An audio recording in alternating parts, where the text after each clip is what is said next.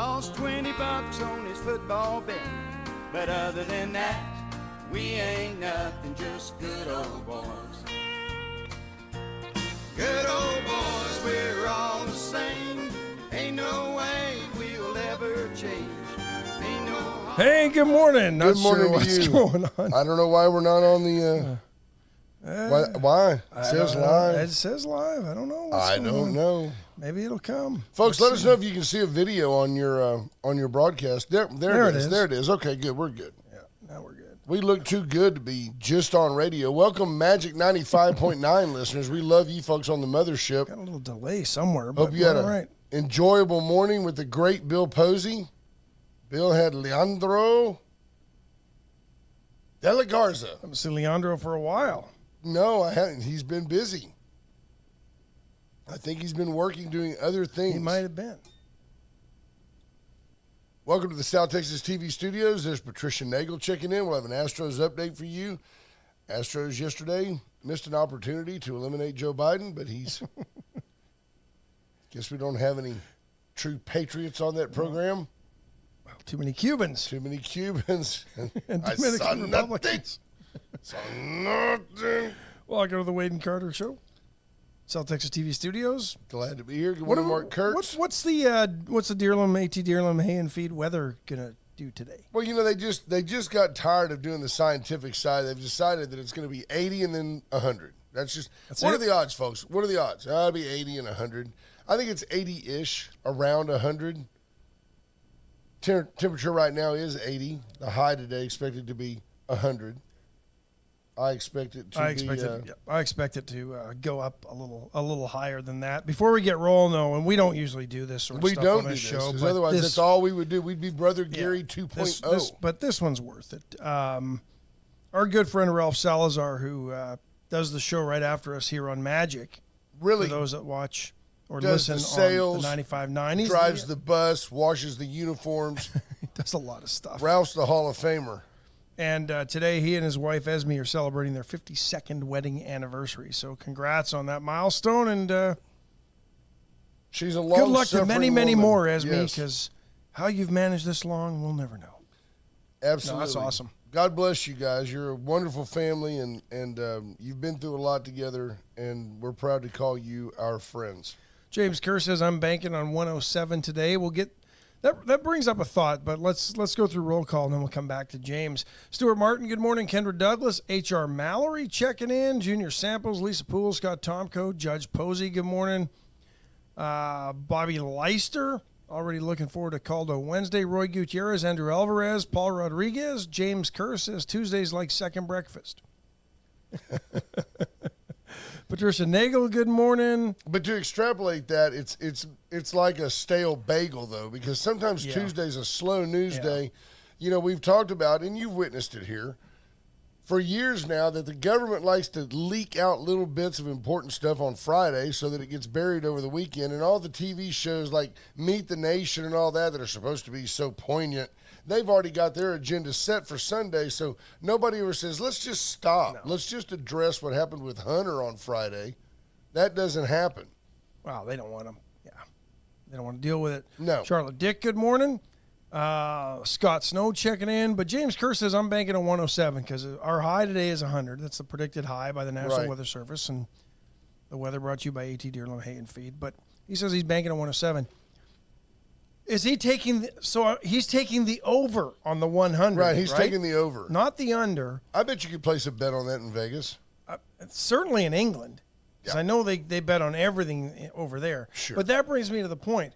Now there's a guy for the Denver Broncos who's looking at being suspended because he bet, I think it was 800 and some odd bets while he was a Bronco and while he was a player at Iowa State. This is something else that sort of leaked over the weekend, right? Iowa State. Although they said nobody's bet on any games at Iowa State or Iowa, yet this Broncos defensive guy bet on the Broncos and Iowa State when he was a player, and apparently could face 4 to 5 years in the Hooskow for doing so. Have they not learned anything from Pete Rose? When you have an ability to affect the game, you can't bet on the game.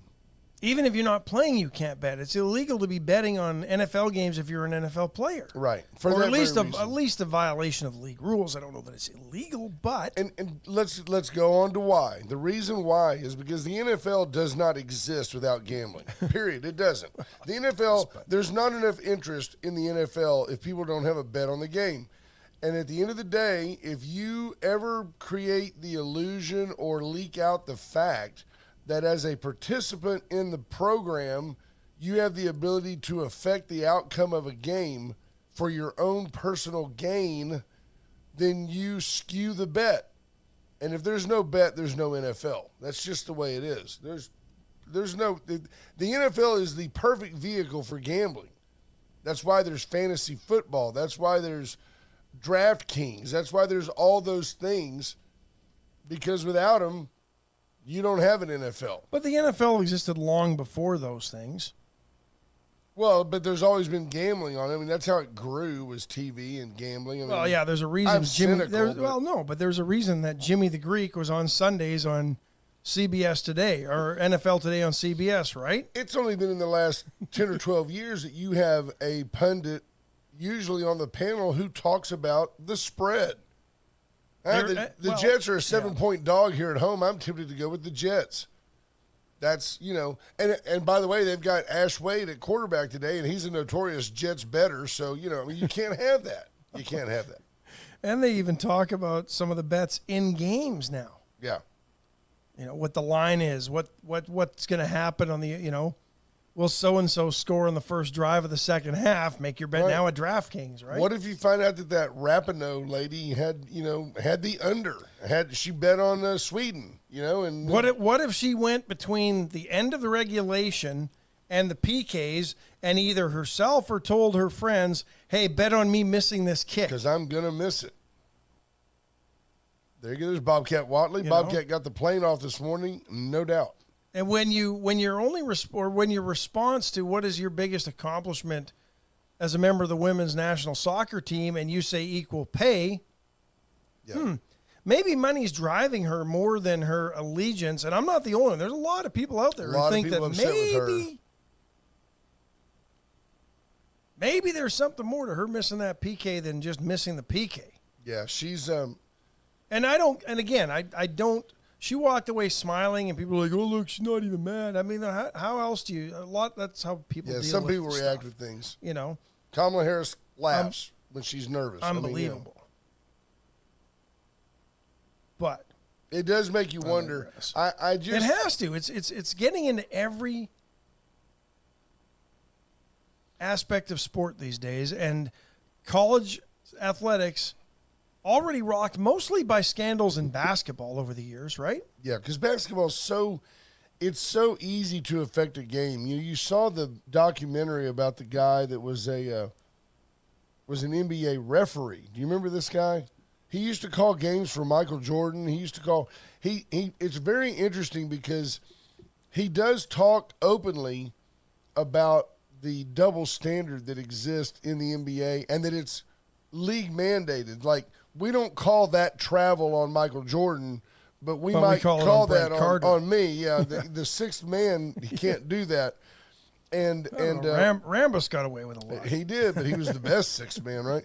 But you look at it, and he's a white guy, and he needed the extra step. He had no hoops, or no Say springs. that it was like organized ignorance, ignoring of the rules, and he pointed out that all you need in an NBA game is a timely travel call, a 3-second violation, things that happen on every trip up and down the court. Basketball's equivalent of holding. All you have to do is throw that flag at the right time, and you can affect the game. And he goes, I don't know how many times I ever affected the outcome of the game, but there were numerous times that I affected the spread of the game. So if it was the Bulls by 10, boop, charging, let's go make 2 free throws. Bulls win by 8. The Bulls still win. People are upset about the call, but the bookies in New York made a whole bunch of money off the spread. And exactly what the NCAA was afraid of was going to happen when states started allowing gambling, and especially gambling on college sports, is now happening. And it's happening in a place you may not have expected it, Iowa. Right. But there's nothing else to do in Iowa in those winters. Just ask Nick Rule. I'm also convinced, and I'm not concerned about this, but I'm convinced that the inevitable is going to happen, and then people are going to go berserk. But people are mad that the Astros bashed a trash can. You know who's probably the maddest? Those who bet on those games. Right. Absolutely. That's who's really raising the stink. If you go to, pick one, College Station. It used to be you got there early, you got into the parking lot, you found your spot, you set up your tailgate. Those days are over. You now basically lease a space. You have, it's sometimes, I imagine accessibility to parking lots is based on donor level. One thing leads to another, and you have a predetermined spot to tailgate. These tailgates are getting more and more extravagant. More and more people are showing up. They show up early. And menus to choose from, and they bring you the food from their license, whoever they've got the catering agreement with. But they also eat and drink their own food. And now you're allowed to do what used to be common Saturday football fare. You catch a little glow in the parking lot. You slip a little flask into your boot. You go in, you order a Coke, you sip one drink till halftime. Ziploc bag in the front of your pants that bursts open, and you look like you peed yourself for the whole game. Nowadays, you go in, it sounds like a flashback, but nowadays you go in and you can order, sure, you can pay $13 for a beer or $8 for a beer, whatever it is. But now you can continue the glow that you already got in the parking lot starting at 8 o'clock in the morning at the 11 o'clock game. And one of these days, Ash, it probably won't be at a big school like a Texas or an A&M. There's a lot of security, and there's usually a fairly good crowd. But you'll be somewhere like, and I'm making it up for fun, Arkansas, and there's going to be a melee in the stands. And it's going to happen.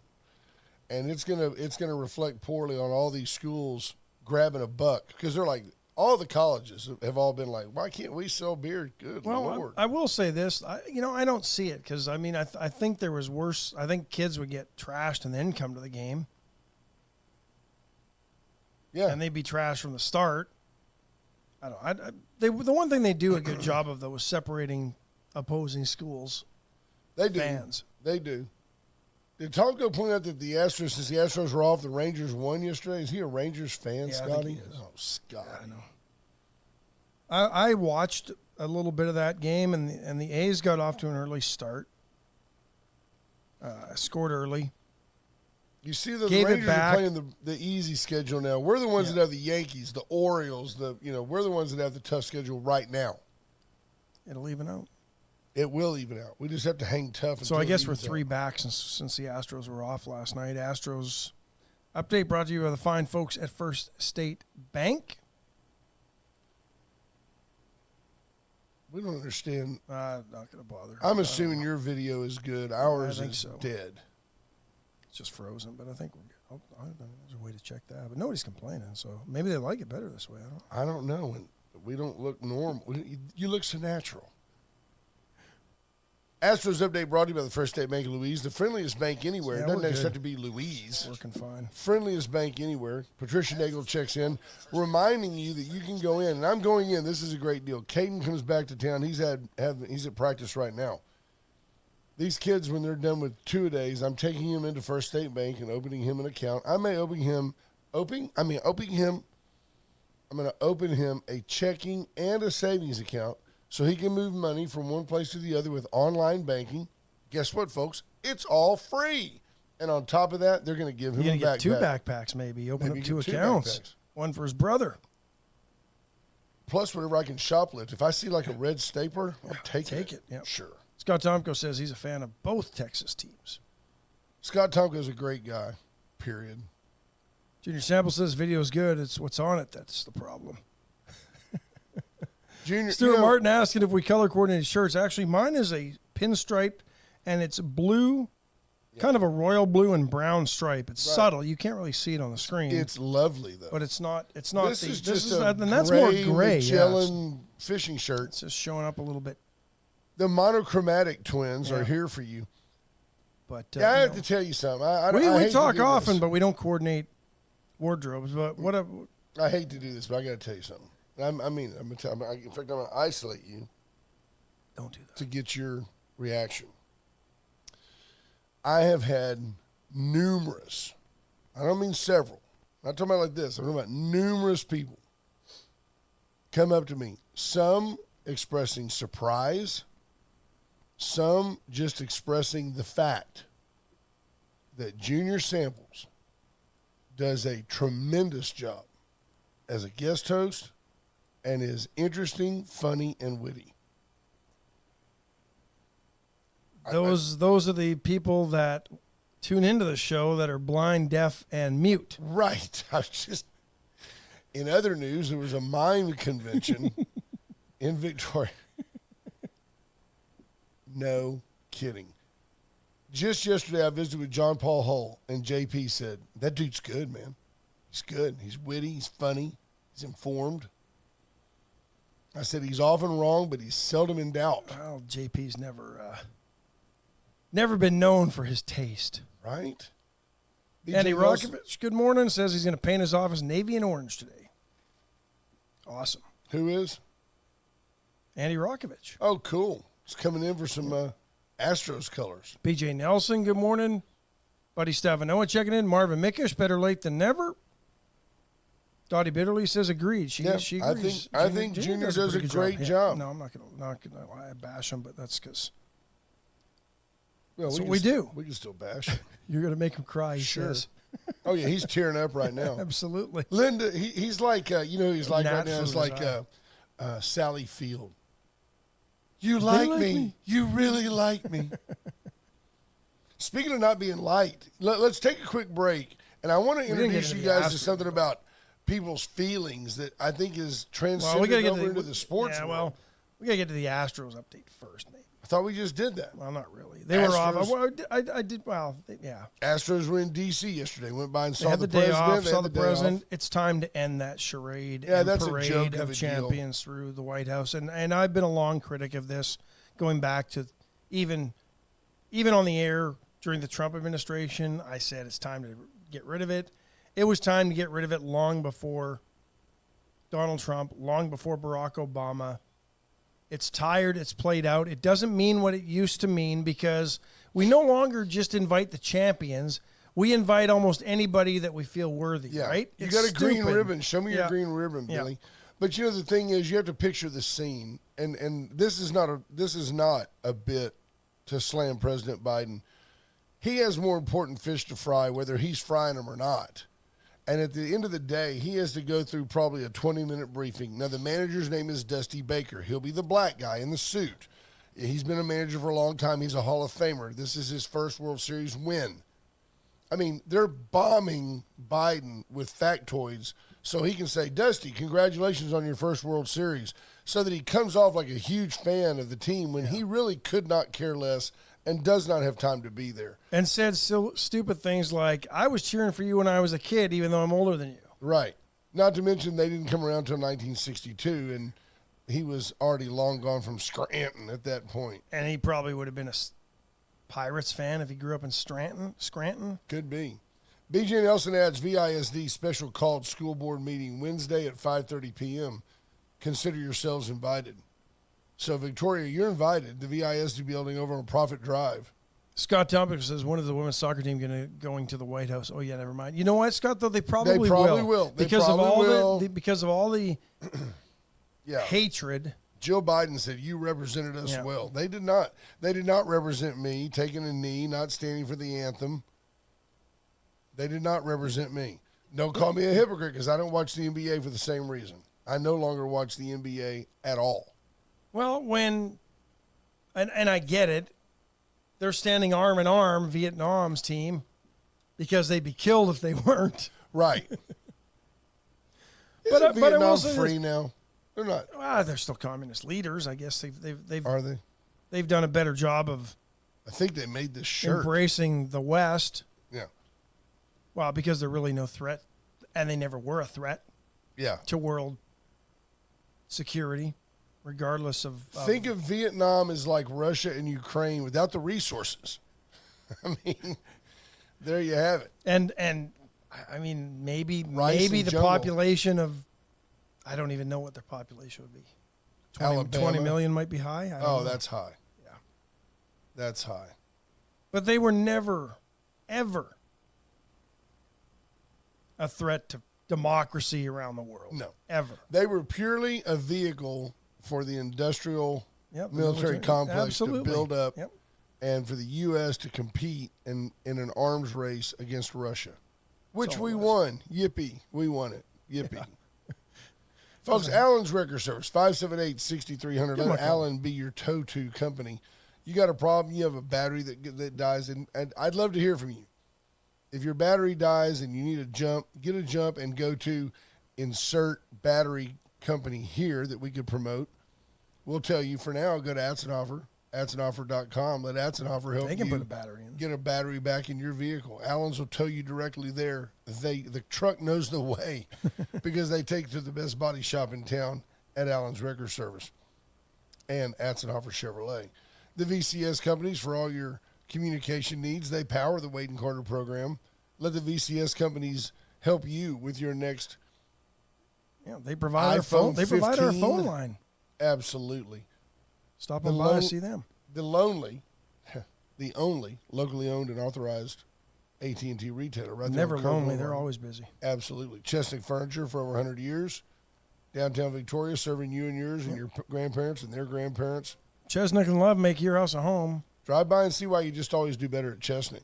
Veracruz today, pre-Caldo Tuesday. Get in there, full menu, but no caldo. Tomorrow, full menu, plus caldo. Yep. Veracruz, That's why it's called a Wednesday. best Mexican food in town. Absolutely. There you have So it. is that where we're going to go? Is that where we're going to go? I want to share with them what's happened here. So you've got a broadcaster. This is communist level stuff. Oh, here. this guy's name is Kevin Brown. He's a broadcaster for the Baltimore Orioles. And picture the scene is, and soon we'll be able to put this up here. But it's just him, the camera's on him, and it's facing out onto the field. He's in the booth. He's like, for the Astros, he's like Terry Callis and Jeff Blum. Okay? Listen to his comments, and then we'll tell you what happened. Listen to this. For the Orioles, Brandon Hyde has felt like this has been maybe the toughest ballpark to play in, but the Orioles have a chance to do something special today. They've already clinched at least a split in the series, winning 2 of the first 3, and they could pick up a series win behind Tyler Wells today. It's been a minute. The Orioles split a 2-gamer with the Rays in June. They had lost their last 15 series here at Tropicana Field. You have to go back to when our now colleague Brad Brock picked up the win in the series finale, June 25th, 2017, the last time the Orioles won a series here at St. Pete. Already got 3-2 at the Trop this year after winning 3 of 18 the previous 3 years combined. It is a stark difference, Ben, and it is not a bad Rays team. It's not like all of a sudden the Rays became slouches in the American League East. They've led this division every day, but now 2, and the Orioles once again are back alone in first place. Yeah. So I want you to know that this guy is the equivalent of, he's the play-by-play guy for the Baltimore Orioles, who, by the way, lead the division. Yeah. The Baltimore Orioles are leading the American League East. This guy simply gave you the facts.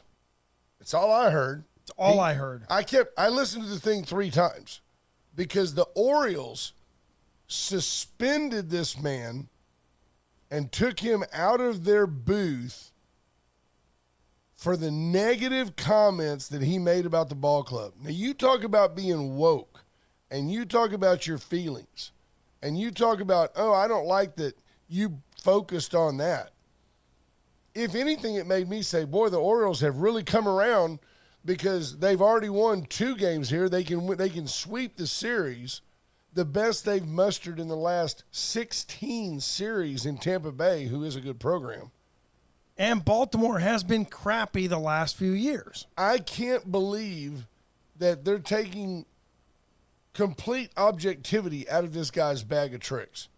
He did not editorialize.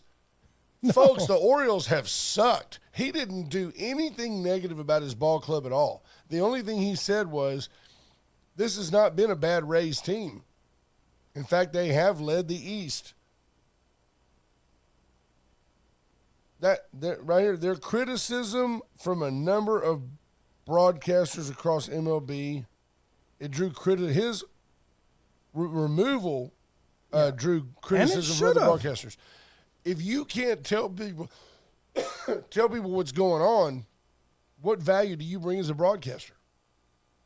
None. And I don't you get know that today's day and age, the diehard Orioles fans are going to know and realize and probably know that they've sucked in Tampa Bay and against the Rays for the last 15 series, right? Absolutely. But the fact that they're winning, and there's probably more fans in the stands because they're winning, not everybody's going to know that, but it brings some context to an otherwise mundane August ball game in the dog days of summer that, hey, this game means something rather than just being another day in August or late July when this happened, because the Orioles, if they win, have a chance to do something they haven't done in 15 series. There's context to it. I thought it was a good trivia point. You know, we talk about, and whoever dug it up, whether it was Kevin or somebody else, good on them. Yeah, they had a graphic and everything. Roy Gutierrez adds, hey, maybe Rapinoe will rename her Coca-Cola can Choke. They'll give her a Choke can. Maybe. But, you know, I find it interesting that you're gonna basically bench this guy. The Orioles are essentially saying, well, that may all be true, but we don't want you to talk about it. No. I mean, what else do you talk about before the game? I don't get it. He didn't opine on anything controversial? He did not say, well, we haven't deserved to win any series either. He just simply told you the facts. Absolutely. I found that disheartening. It's kind of, can you imagine, think of the things that me and Ash tell you every day. I mean, for example, Astros send Corey Julks. They option him back to AAA Sugarland. I'm going to give you a heads up, folks. If you've got time, try to catch a game in Sugarland. It's a quick hour and 20 minutes over there. You just go in on 59, and the first time you can exit University Boulevard there in Sugarland, you exit and take a left, and it takes you right to the ballpark in about 4 miles. It's cheap. $5 parking. You can sit right down front for $25. And the food's reasonable. It is a great experience. It's a place you can afford to take your kids. And Corey Julks got optioned back down. He is a big league player. He's going to be playing there, and he's trying to get his bat straightened out. Imagine Rob Ford getting suspended because he said something like, well, Corey Julks has shown that he can play at this level, but the Astros have sent him back down because he needs more reps. Oh, he's questioning our personnel issues. We're gonna kick him out of the booth for 2 games. Yeah. You'd be like, are you kidding me? That's crazy talk. And apparently this guy hasn't been back in the booth since the end of July when they told him. Unbelievable they did that. No, it really is. I think that Julks, the problem or the sad point for me with Julks is this. He has shown himself to be a very capable fielder in left. And every time I watched the game, he hit the ball hard. It just didn't fall. And I think Dusty, some of you the other day were questioning Dusty Baker as a manager and how that A.J. Hinch did everything based on analytics and that Dusty seems to do things based on his gut. I think Dusty just feels like, I get it. He's hitting it hard. It's not falling, but I don't have time for it not to fall right now. And I think what you're going to see is the Astros are going to activate Michael Brantley. Well, the other thing is, it does Julks no service to have him sit on the bench in Houston when he can play every day in Sugarland. Right. And hopefully straighten his bat out. Call him back up in September. And let's be honest, are you going to play him ahead of Myers?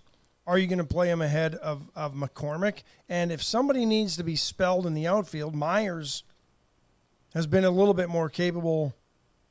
Yeah, and Myers is a really, really – so plus you're paying Myers a lot more money. Nobody expected McCormick to explode onto the scene the way he has, where he was the player of the month. I believe he ended up being named the player of the month in July, where he and – I don't know who it was. It was him or – it was either him or Tucker. Running, yeah.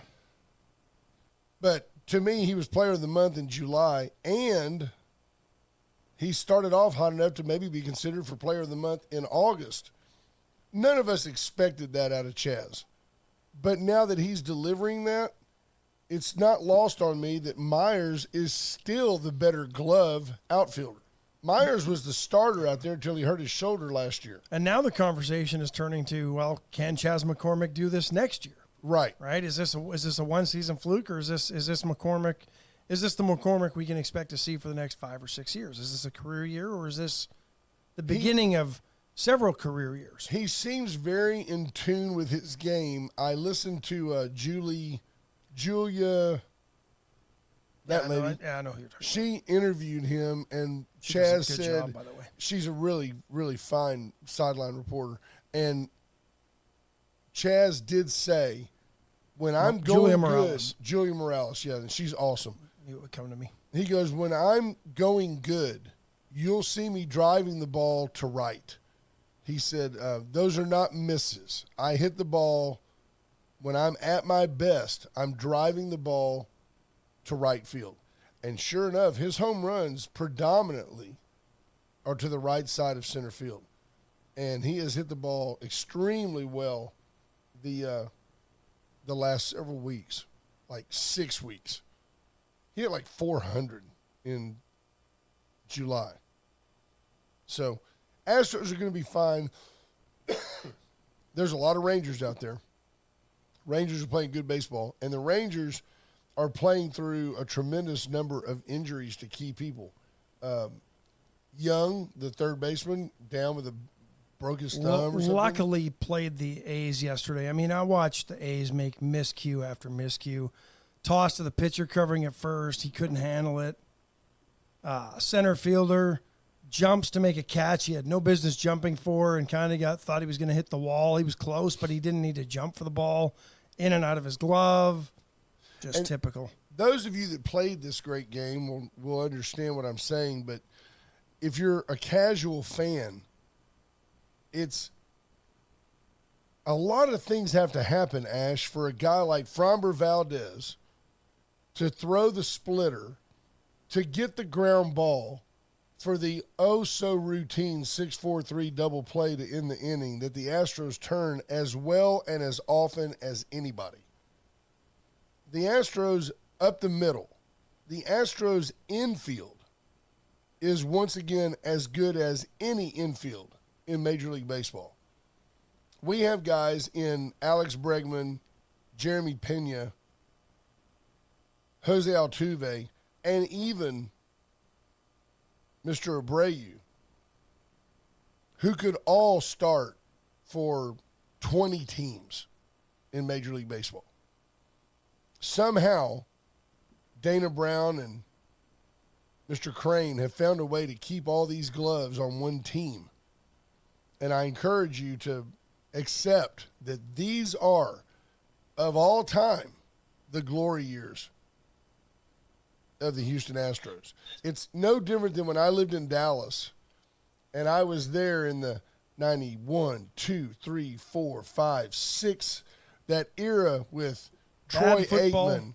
Well, but I also was there for Aikman and Emmett and Michael, and you're just like Moose. And as you know, it's been 30 years, and those days have not returned. Scott Tomko, stands were empty for the A's. There were people wearing shirts that read "Sell."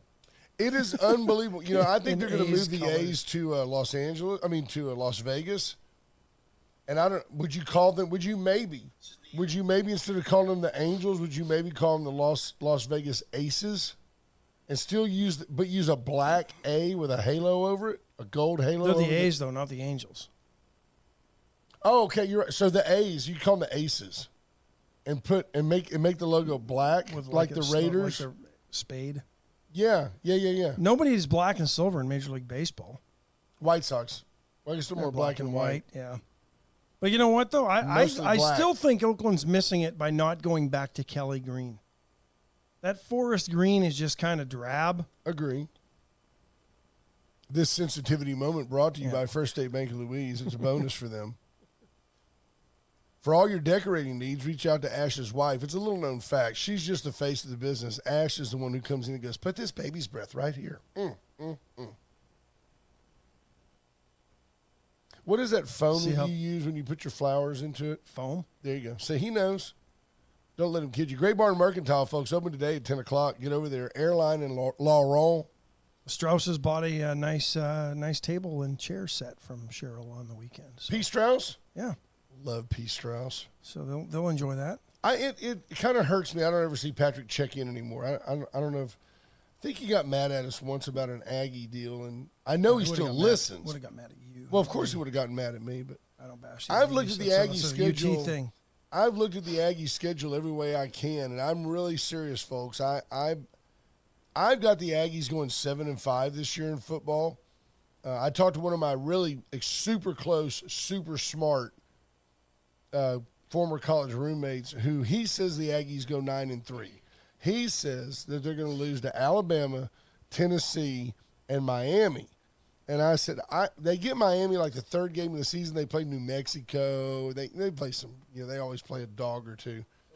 They'll be 2-1 well, after that game. But let's just say they are 3-0. Then they've got to play, over the rest of the year, they have to play Alabama, Tennessee, Auburn, LSU, and both Mississippi schools. They always drop one of two to the Mississippi schools. Ole Miss is going to beat them, okay? They're going to lose to Alabama. They're going to lose to Tennessee, both ranked in the top 10.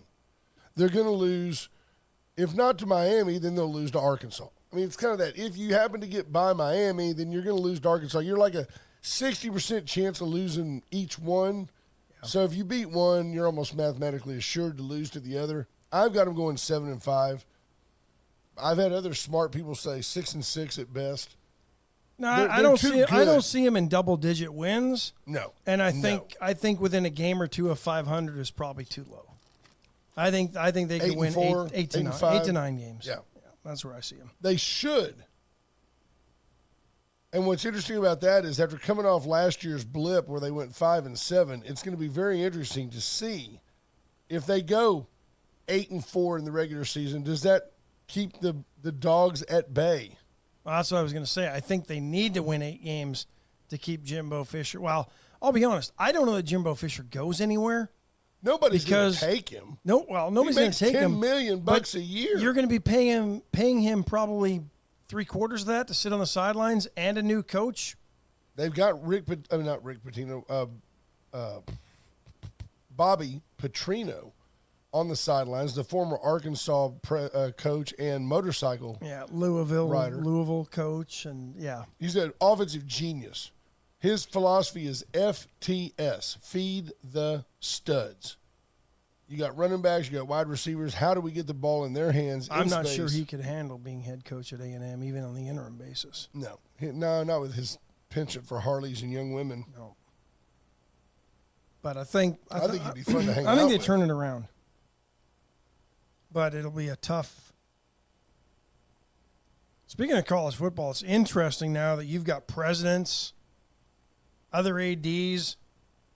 We never really talked about what went on in college football. But we shall. Because that's what's driving this conference realignment. Money, money, money. Conferences used to be set up somewhat regionally, the Pac-12, Pac-8, Pac-10, the Big 12, the Southwest Conference. The Mountain West. The Big 8 before, right? The ACC. Speaking of the ACC, if not for them being on the East Coast and large basketball schools, they'd all be broke. I don't think that conference would be surviving this latest round of conference realignment. I think they're holding on. Is Clemson going to leave them? It's going to come down to money, and my understanding is Florida State's wanting a bigger share. So, do you want to know why? Let me tell you because they deserve it, not because they feel that they deserve it. They haven't really earned it the last few years, in my opinion. This isn't the Bobby. They haven't earned it since Bobby Bowden was there. Exactly. But they think that they're worthy of getting a bigger share than, say, Clemson. But who's a more important football program, Miami or Florida State? I'm looking for your gut feeling. Right now, Miami. Okay. Historically, Florida State, Bobby Bowden won a lot of games there, but then, Jimbo came in and won a championship with that quarterback. And they historically, I'd say Florida State. Okay. So you're going back to the Burt Reynolds days. So here's the deal with Clemson. Clemson became what the Aggies should have done. Clemson's in a weak conference where winning that conference gets you a bid to the playoffs. So what they got to do was go through a fairly weak conference, healthy, and then get into the playoffs ready to go. They didn't have to play A&M, Texas, OU, or Alabama, Georgia, Auburn, Florida. They came in kind of the side door. Now, I like, who's their coach? Kirby Smart? Yeah, that guy. Yeah. That guy is a good coach. Their coach is a good Dabo coach. Swinney. Dabo Swinney, who is, by all accounts, the heir apparent to the Nick Saban job at Alabama. It seems to be a foregone conclusion that when Nick Saban, Sir Nick, decides to step down, that Swinney will just take over at Alabama. I don't think he's going anywhere. I think Swinney's there for There life. you go. So that gives, you're right, and that gives Clemson the chutzpah to say, well, then let's go on into the Big Ten. Fine. Go in there and tee it up every year with Michigan, Michigan State, Ohio State, Wisconsin. Get in there and see what you got. Well, here's the problem. You've had college presidents, ADs, coaches all complain about kids being able to transfer at will, right? You can no longer argue, even though they can't. They've got the transfer portal and all this. But here's the thing. These kids have to basically announce that they're going to transfer and enter into the portal. Before you can talk to them. There was no portal for Washington, Oregon, Arizona, Arizona State, Utah. They just all jumped ship. And why? Because the revenue that they were getting from because the Pac-12 media deal is expiring, and they were going to lose a lot of money on the front end. They had a deal apparently with Apple TV for subscriber-based programming that initial projections showed probably about half of the revenue coming in the first year. Correct. But getting better as they add subscribers. They didn't want to wait the 2 years for that because they couldn't weather the storm. Everybody's scrambling. It's like musical chairs. Everybody's afraid they're not going to be in a P5 conference, be a P3 conference. What are you going to do? You've got 40. What do you got? You've got 18 teams in the Big Ten now. You've got 16 teams in each of the SEC and the Big 12, and I don't know that the Big 12 remains a power conference. If the Pac-12 can dissolve just like that, with iconic schools such as USC and UCLA Stanford. and Oregon. And now there's rumors that Stanford and Cal could be going to the ACC, if that makes any sense at all. Academically, maybe. You kind of line them in with Duke, but you've also got the winningest sports program in all of college sports, only because Stanford has a gazillion sports that nobody else plays. But they're good at them. I mean, you got to give them props. They don't tee it up at something and play badly. No, except football these days. So here's the problem. But Rick Pitino did say something that I think makes sense. This is the fallout. Because you have 64 teams that play in the NCAA basketball tournament, and let's face it, folks, that's over a third of all D1 programs. That's plenty.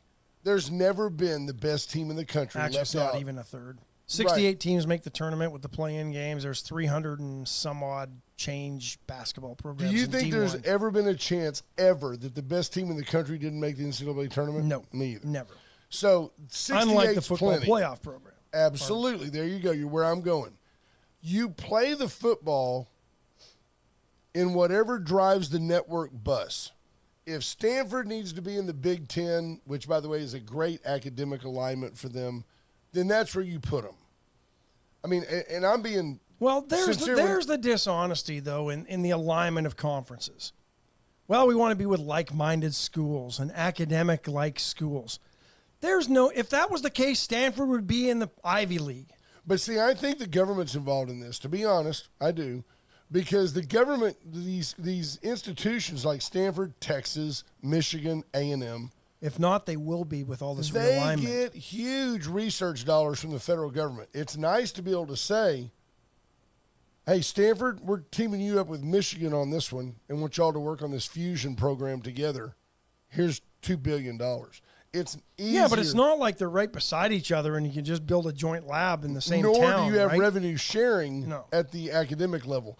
But Patino said, and I think he's correct, do what drives the network bus for football. Well, because but he's leave smart basketball and the minor sports, leave them regional. That makes sense. Play the old Pac-12 for women's basketball.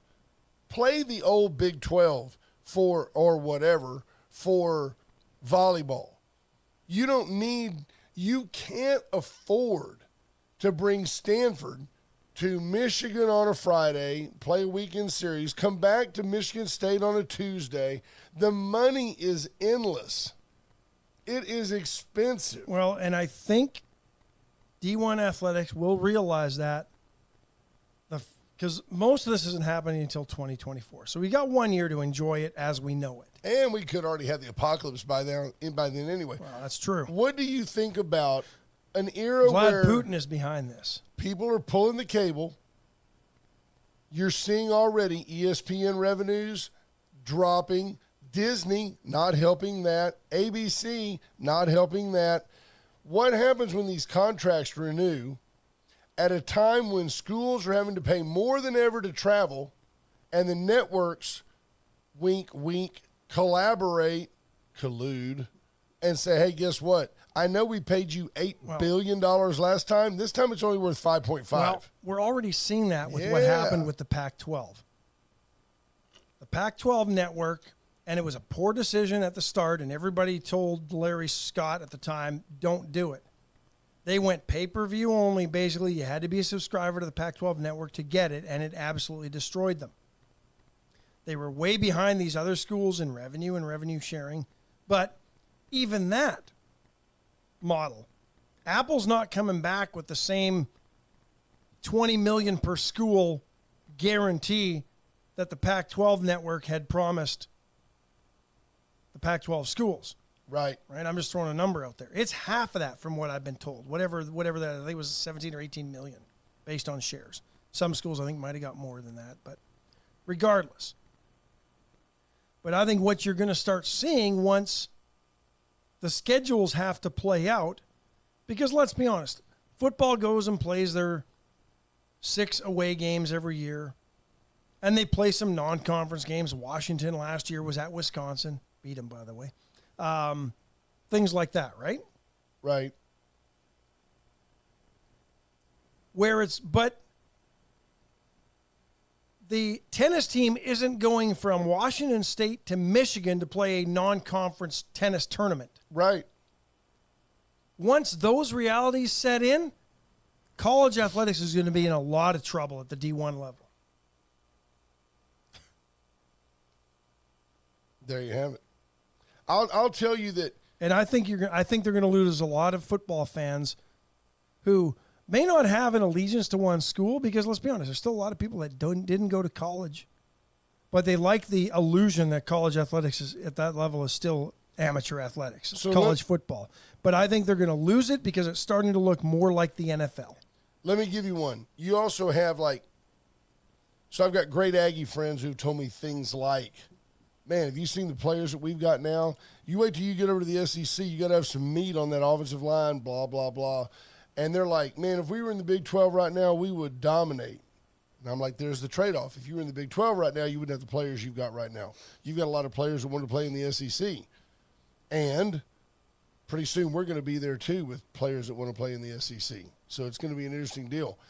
What that comes back around the other way to is I'm convinced that you've got a renewed, updated Big 12 that has not one single team with any chance to ever win a national championship in football. There's no way. And I'll tell you why. The schools like Texas A&M, Texas, Michigan, Ohio State, Alabama, USC, UCLA, Stanford, they all have huge money. they can all weather a weak television contract. You're not going to see a deal at Texas. But they didn't want to risk weathering it, is why they jumped to the SEC and the Big Ten. They hedged their bet, but you're not going to see Texas A&M, for example, saying, okay, only the starters get new jerseys. Everybody else, you have to wear the jersey you wore last year because we're making cuts. Well, and University of Washington's president came out and said, well, we wanted more exposure for our student athletes. We wanted them on, linear TV. Well, for years, you've been beating the drum in college athletics that linear TV's dead for college athletics.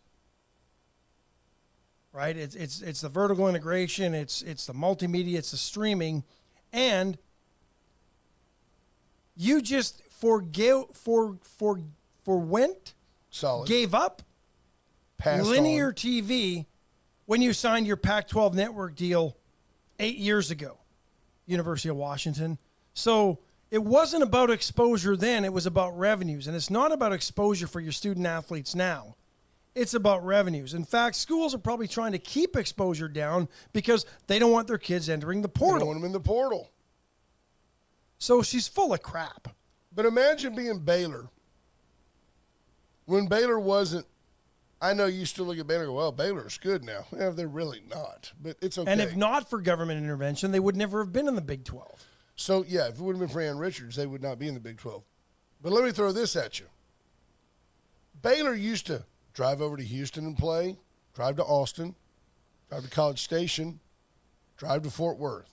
Now they've got to fly to Colorado, fly to Utah, and it certainly hasn't gotten less expensive. No. And you talk about some of these smaller schools. It's gotten more expensive because companies like Continental or United are no longer in the charter business. And by the way, you're flying your women's volleyball team, which brings in at Baylor about 18 fans a game, 12 of whom are parents. And you're flying them to about Utah. $18 in revenue. Yeah, you're flying them to Utah for a ball game. None of those in the Big 12. I would challenge somebody who's got time to do this, Travis Nix, go look up how many athletics programs in the Big 12 operate in the black. How many athletics programs in D1 and college football operate in the black? It's probably a dozen. Everybody in the SEC probably. Man. Maybe not. I'm not joking with you. I wouldn't be surprised if Kentucky doesn't operate in the black. Or in the red as an athletics department. They probably do. There are very few. They always say, well, football pays all the bills. Football pays all the bills football can pay. There are a lot of schools in this country that are subsidized by the university and by its endowment and by whatever else they can find a way to finagle to do. And as the TV revenue falls, you're going to see more and more schools dropping more and more sports. Well, I'll give you a good example. The schools that try to run close to break even do not compete. Washington State. There's tens of millions in debt as an athletic department. They put together a plan to try to get solvent or pay off that debt. Now that the Pac-12 is dissolved, they're going to have to restructure that plan. It's within the university, but the regions had to sign off on it. And by the way, the schools that try to operate as close to break even based on football and the NCAA basketball money, they're not competing for national championships in any sports. He's kicked me under the table 3 times to remind me to tell you folks this.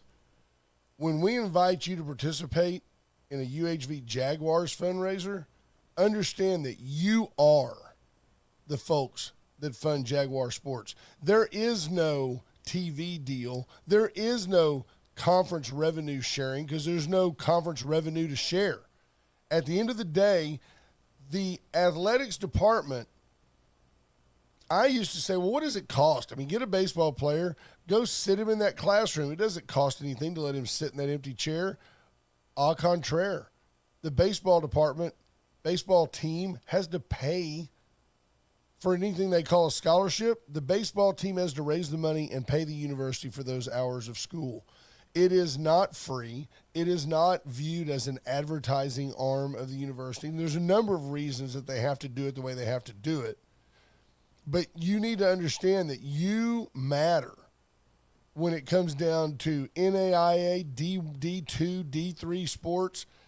these parents and fans and benefactors matter. When Ash gives you an opportunity to raise money, we always appreciate, and you do. You guys, certainly our listeners do a great job. Patrick Strauss, Torrent Bales, John Paul, the group that we consistently call upon are always there when you need them. Scott Tomko says curling can pull them out of. There's absolutely no doubt. I've said it could save D1 athletics. If you build it, they will come. If you build it, feel his pain. Feel my pain. I think you should have curling at UHV. The novelty of it. I can see. Hello, friends. Jim Nance here for the inaugural week of Jaguar curling. They would be here. Fans would come in by the tens of thousands from the north. Peter McNally says, did you forget TCU played in the national championship football game? It's a one-off, Peter. So what, Pete? And they're not. Wait, stop. Who'd they play? Who'd TCU play? I forgot already. Alabama? Michigan? It was Michigan, wasn't it? I think it was Michigan. I need to look that up.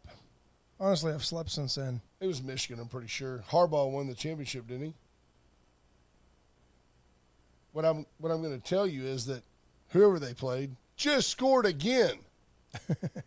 TCU played in the National Football Championship, and Pete, I'll bet you that as an athletics program, they still operated in the red. Yeah, they lost to Michigan.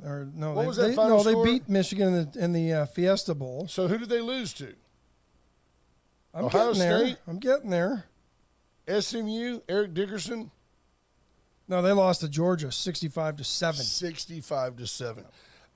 Forgot about Georgia over there. Thank you, Brent Anderson. Hats off to TCU, and that's, by the way, that's just a random comment by Pete because it has nothing to do with the facts that we've been disseminating. They're not going to compete, and they will never. Nobody from the new Big 12 will ever win a national championship. And I'm convinced that the Big 12 will not be part of whatever comes out of all this realignment. I'm still not sold. And because the ACC has a little bit of – they've got a little bit of leverage with basketball. That's it. With what? Who's in there? Maryland, Duke. North Carolina. Yeah, that helps. Miami, Florida State. They've got some basketball programs. I still don't see the ACC in that mix. I think you're going to see two. This is my prediction long term, and it may be, maybe long term could be 10 years. I don't know that it'll take that long. You're going to see two conferences, and you're going to see about, at max, 48 football teams left in what we've known as college football. Love this kid. Right? That's where we're going to be at. And it's going to be the Big Ten and the SEC. And it's going to be roughly split on a north-south division. And you're going to have roughly 20 teams, 20 to 24 teams in each conference, maybe with divisions within that conference to get back to reining in expenses because they're going to have to do it. But that's what you're going to be left with, and everybody else will be on the outside looking in, and maybe one or two spots in an expanded college football playoff will be granted to those former schools that used to be in the Power 5 conferences. That's the best scenario for those schools, including TCU. Out of the Big 12, the only school that holds any allure to either the Big Ten or the SEC, and it's purely because of the market size, is the University of Houston. Sure. TCU does nothing. They already have enough in Dallas. There's not enough people in Dallas will not tune into a TCU game just because it's TCU. But they will tune in to A&M or UT. Nobody wants Oklahoma State. They've already got Oklahoma. How many D1 football programs are there? 120. Okay, so let me give you this. Got this roughly. From Travis Nix, statistician extraordinaire, fighting Texas Aggie. Whoop! In order of profitability, the list is short. Oregon, Georgia, Florida, UT Austin, the Ohio State University, Alabama, Auburn, A&M, Penn State, Kansas State, there's a Big 12 team, Washington, Michigan, Nebraska, Purdue, Texas Tech, because there's nowhere to spend any money, Mississippi State, Oklahoma State, and University of Kentucky. Those 18 programs are the only programs in the nation that ran in the black. By the way, that last one, Kentucky made $192,000 net. I want to understand how Oregon made $270 million. Gifts from Phil Knight. So give you the number. The disparity is crazy. Oregon's $270.5 million. Then it goes 36, 31, 22, 15, 11, 11, 7, blah, blah, blah, all the way down to $192,000. From that point on, and of much more interest, listen to just a handful of the schools that operate at an athletics department deficit. The University of Tennessee, University of South Carolina, these are both SEC schools.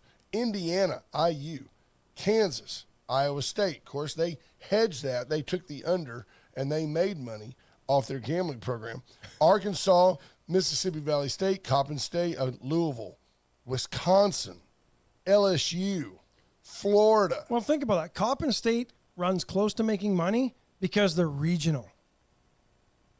How much did they lose? I don't know, but I can tell you the University of Oklahoma lost $3.8 million. This is OU, people. They lost $3.8 million. Doesn't sound like a lot, but there's only 100 football players. I mean, how much they do you won't, want to do? but they won't in the Big 12 and the Big 10 because they'll get, or no, they're going SEC, but there's a better TV contract than what the Big 12 has. Peter McNally makes a decent point. Says the Big 12 will be fine. Basketball will have some great teams. I don't dispute that. My comment was there's no team in the Big 12 that will ever win a national championship in football. So those two statements of fact I do can live dispute together. whether or not the Big 12 will be fine It because won't. I just don't see. It makes Pete feel good. Let Pete feel And good. basketball, they'll have some great basketball teams, no doubt about it. But I think it's too confusing for the sports fan to say, "Hey, we're a member of this conference for football, and then we're a member of this conference for every other sport." I don't disagree. And you already see that when you have schools that are members of two conferences because one conference doesn't play or doesn't support that sport. But hey, we're way over time, so Are we? yeah. What are you doing? I was just trying to find something cute, but I can't find it. Folks, we love you guys. It is Tuesday. Love the banter. Thank you for indulging us with the sports talk. It's what built the program. We'll talk to you manana. Have a great day, folks. Stay out of the heat. Bye, folks. Bye-bye.